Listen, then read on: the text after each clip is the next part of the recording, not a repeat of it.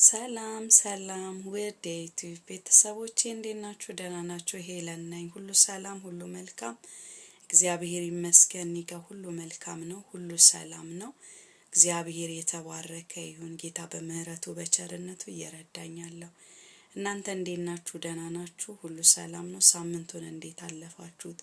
እየበረታችሁ ነው? ጌታ እንደሚረዳችሁ ተስፋ አደርጋለሁ። እኔም ጌታ እየረዳኝ እያገዘኝ ያለውና እግዚአብሔር ለዘላለም ብሩክ ይሁን። እግዚአብሔር የሲኛ ስንተኛ የማይተኛ የማያንቀላፋ ለትለት የሚጠብቀን በተኛንበት የሚያነቃን እግዚአብሔር ለዘላለም ስሙ ይባረክ።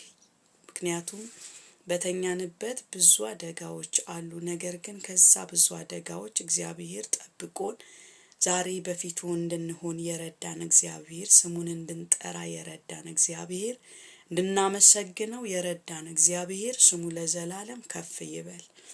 ዛፍ ሲናገር ዳዊት እንዲህ አለ፣ ባንቀላፋሁበት ነቃሁኝ አለ። እግዚአብሔር ረድቶኝ ነቃሁኝ። እግዚአብሔር ረድቶን ነው ወዳጆቼ ካንቀላፋንበት እንኳን የምንነቃው። እግዚአብሔር ረድቶን ነው አንደበታችን ተከፍቶ የምናወራው። እግዚአብሔር ረድቶን ነው ጥርሳችን ምላሳችን አርላምጦ የምንበላው። እግዚአብሔር ረድቶን ነው ብርሃናችን ተከፍቶ እያየን ያለ ነው። እግዚአብሔር ረድቶን ነው ጠዋት ማለዳ ተነስተን ማታ ላይ የምንደርሰው። እግዚአብሔር ረድቶን ነው። ጌታ ስሙ ለዘላለም ይባረክ። የሚረዳን እጅ ከኛ ጋር ስላለ እሱ ባይረዳን እሱ ባያግዘን ስንት ነገሮች ያሰናክሉን ነበረ። ነገር ግን የእግዚአብሔር ምህረትና ቸርነት ከኛ ጋር አለ። ይህንን ቪዲዮ የምትመለከቱ ለብዙ ሰዎች ሼር አድርጉ። በጣም ትልቅ መልእክት ነውና እግዚአብሔር ቢረዳኝ ብያለሁ። እግዚአብሔር እየረዳኝ አለ። ውስጥ ያለውን ሐሳብ በተቻለ መጠን እግዚአብሔር ያስቀመጠው እኔ ትንሿን በእግዚአብሔር ዕቅድና በእግዚአብሔር ሐሳብ ውስጥ ያለውን እንደ እግዚአብሔር ሴት አወራለሁኝ። የምትሰሙ ትጠቀማላችሁ። በእርግጠኝነት አንድና አምናለሁኝ። እግዚአብሔር በሞኝነት ለተቀበለ አሜን ብሎ ለተቀበለ በቤቱ ትልቅ በረከትን ያደርጋል። እግዚአብሔር አምላክ እኔ በኔነቴ ሳይሆን እርሱ በርሱነቱ ተማምኖ የሚሰራ አምላክ ነውና፣ ነገር ግን እኔ ምንም ነኝ። ነገር ግን እግዚአብሔር በውስጥ ያስቀመጠውን ትንሿንም ነገር ቢሆን ከገባኝ እውነት አካፍላችኋለሁ እና ስትሰሙ በእምነት ተቀበሉ። እግዚአብሔር ታላቅን ነገር በቤታችሁ በዘመናችሁ ላይ ያደርጋል። ጌታ ይባርካችሁ። እግዚአብሔር ትልቅ ነው። በእውነት ማንም አይንቀው። እግዚአብሔር ትልቅ ነው። ማንም አያውቀው። ጌታ ለዘላለም ይባረክ። እግዚአብሔር በመልካምነቱ ነው የረዳን፣ አመታትን ያሻገረን፣ ዘንድሮን ያየነው፣ ትላንት ከዛሬ ላይ የቆምነው እግዚአብሔር ረድቶን ነው። ጌታ ለዘላለም ይባረክ። የሚረዳን ጌታ ይባረክ እና ይሄንን ቪዲዮ ልሰራ ስነሳ እንግዲህ እኔ እግዚአብሔር በረዳይ መጠን ብያለሁ። ውስጥ ያለውን እግዚአብሔር ያስቀመጠውን እለት በተመቸኝ ሰዓት አንዳንድ ቃሎችን አወራለሁኝ። ተጠቀሙ፣ እመኑ። በእውነት ነው የምላችሁ። እግዚአብሔር ታላቅ ነገር በህይወታችሁ ያደርጋል። እግዚአብሔር ላመነው ቅርብ ነው፣ ለቀረበው ቅርብ ነው። እግዚአብሔር ትልቅ ነው። ጌታ ይባረክ እና በጌታ በኢየሱስ ስም አነበዋለሁ። ስሙ። መስማት አለባቸው ደግሞ ይህ ቪዲዮ የሚደርሳችሁ መስማት ላለባቸው ሰዎች ሼር አድርጉ። ሰብስክራይብ፣ ላይክ እያደረጋችሁ ይህንን መልእክት ስሙት። እግዚአብሔር በእውነት ነው የምላችሁ እንደ ቃሉ እግዚአብሔር እንደ ቃሉ እንደተናገረው እንደ ቃሉ እና በጌታ በኢየሱስ ስም ይህንን ቃል አነባለሁኝ። በክርስቶስ ኢየሱስ ስም። ሕዝቡንም አይቶ ወደ ተራራ ወጣ።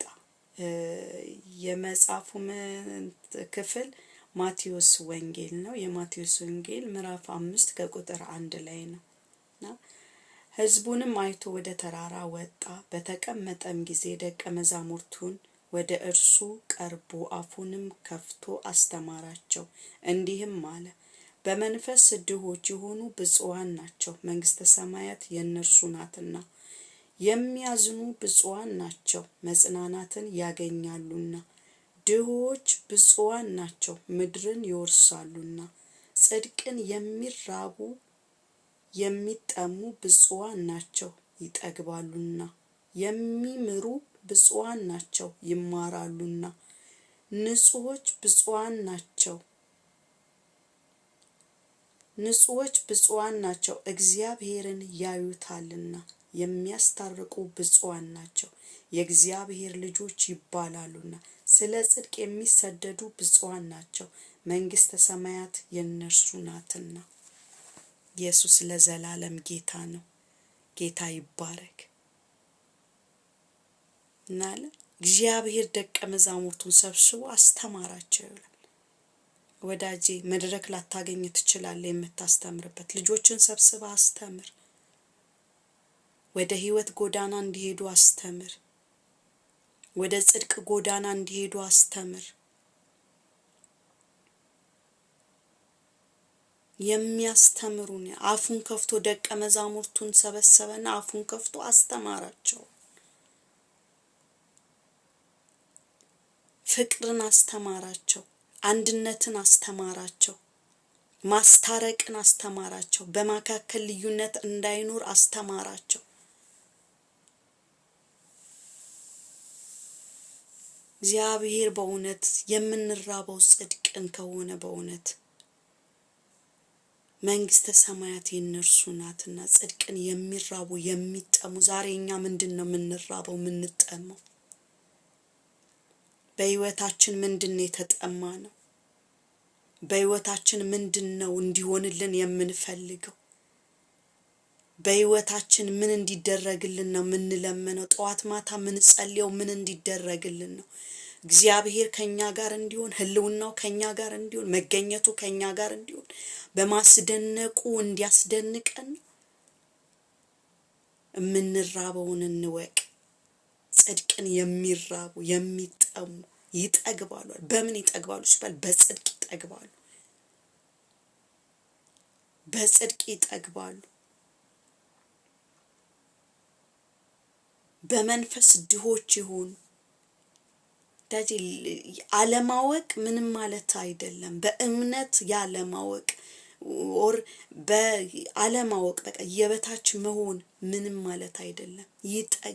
ድሆች የሆኑ መንግሥተ ሰማያት የእነርሱ ናትና። አንዳንዴ አታቁም ወይም ደግሞ እንዲህ ነው ተብሎ ሊነገራችሁ ይችላል። ችግር የለውም። ምክንያቱም መጽሐፍ ቅዱስ ሳላ በመንፈስ ድሆች የሆኑ ነው ያለው፣ መንግሥተ ሰማያት የእነርሱ ናትና ብሎ። ይህንን ቃል በእውነት ለብዙዎች ሼር አድርጉ። እግዚአብሔር የሚያጽናና ቃል ሰጥቶኛል፣ አምናለሁ። ለብዙዎች መልእክት ይሆናል።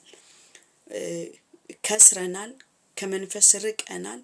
ዛሬም ጌታ ወደ እናንተ ሊቀርብ፣ እሱም ወደ እናንተ ሊቀርብ፣ እናንተም ወደ እሱ ልትቀርቡ ጊዜና እድል ሰጥቷችኋል። መንፈስ ቅዱስን ተጠሙት፣ ያጠግባችኋል። መንፈስ ቅዱስን ተራቡት፣ እርሱ ያበላችኋል፣ ያጠጣችኋል። በሚያስፈልጋችሁ ነገር ሁሉ እግዚአብሔር ሙሉ ያደርጋችኋል። የምንጠማው እሱን ከሆነ፣ የምንፈልገው እሱን ከሆነ። ቪዲዮን አላርዝምባችሁ። እግዚአብሔር አምላክ ይባርካችሁ። ለብዙ ሰዎች ሼር አድርጉ። እግዚአብሔር አምላክ በምትራቡት ልክ በምትጠሙት ልክ ያረሰርሳችኋል። ሰማይ ከፍቶ ያረሰርሳችኋል። ተባረኩ። ወዳችኋለሁ።